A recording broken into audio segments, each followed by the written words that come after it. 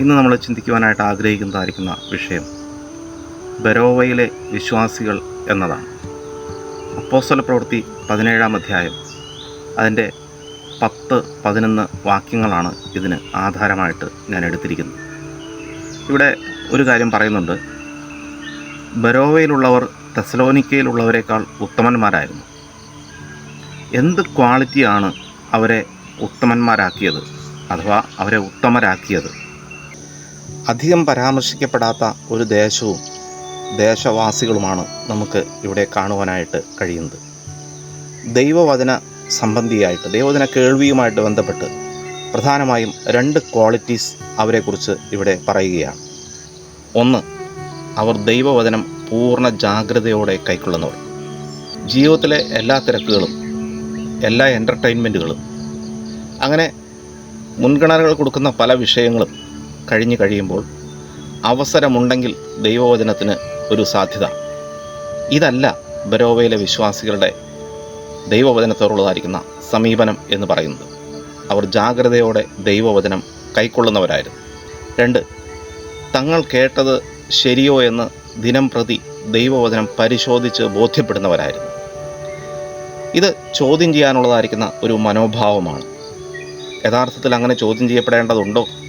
ദൈവവചന കേൾവി ചോദ്യം ചെയ്യപ്പെടേണ്ടതായിരിക്കുന്ന കാര്യമാണോ?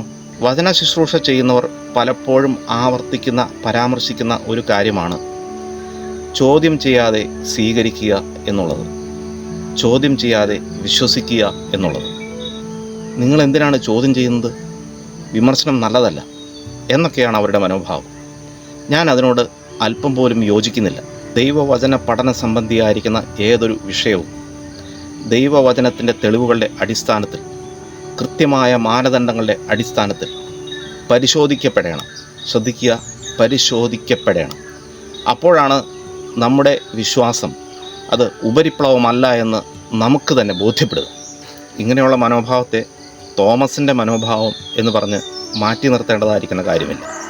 യശശരീരനായിരിക്കുന്ന ബ്രദർ കൃഷ്ണൻകുട്ടി പലപ്പോഴും പ്രസംഗവേദികളിൽ, ബൈബിൾ ക്ലാസ്സുകളിലൊക്കെ ആവർത്തിക്കാറുള്ള ഒരു കാര്യമാണ് വിമർശനങ്ങളെ നാം സ്വാഗതം ചെയ്യണം, ചോദ്യങ്ങളെ നാം സ്വാഗതം ചെയ്യണം.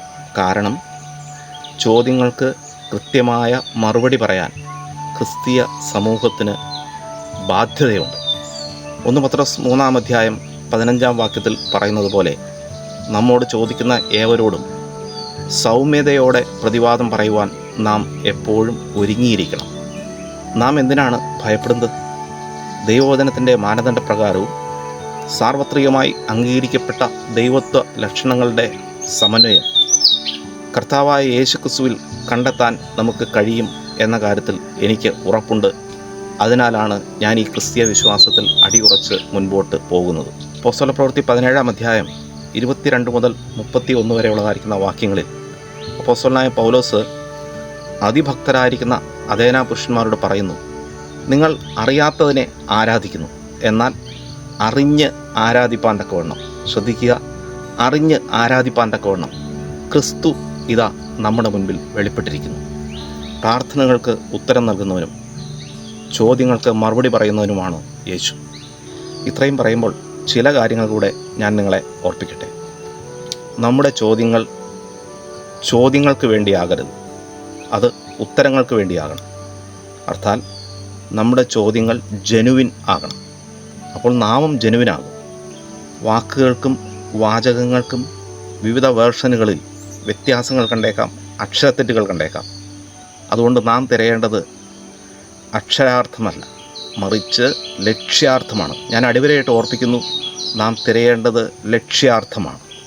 ഒത്തുതീർപ്പുകളും പിടിവാശികളുമല്ല, യാഥാർത്ഥ്യങ്ങളാണ് നമുക്കാവശ്യം. ചോദ്യം ചോദിക്കാതെ ഉത്തരം ലഭിക്കുകയില്ല. അടുത്ത എപ്പിസോഡിൽ മറ്റൊരു വിഷയവുമായി നമുക്ക് വീണ്ടും കാണാം. ക്രിസ്തുവിൽ നിങ്ങളുടെ സഹോദരൻ സുവിശേഷകൻ ജോയ് ഇ വി.